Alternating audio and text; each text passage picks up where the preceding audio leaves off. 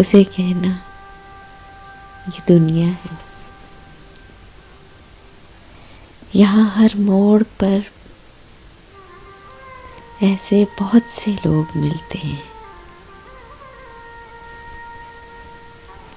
जो अंदर तक उतरते हैं।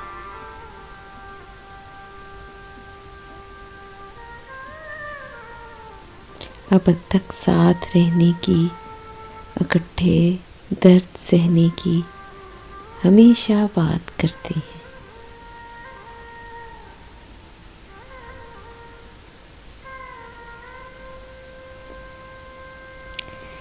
इसे कहना ये दुनिया है।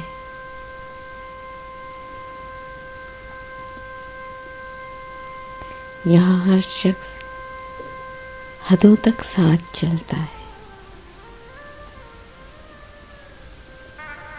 जो ही मौसम बदलता है, मोहब्बत के सभी दावे, सभी कस्में, सभी वादे अचानक टूट जाते हैं।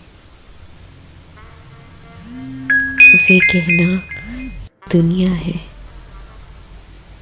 यहाँ हर मोड़ पर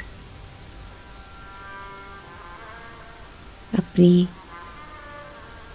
सदा आंखें खुली रखना।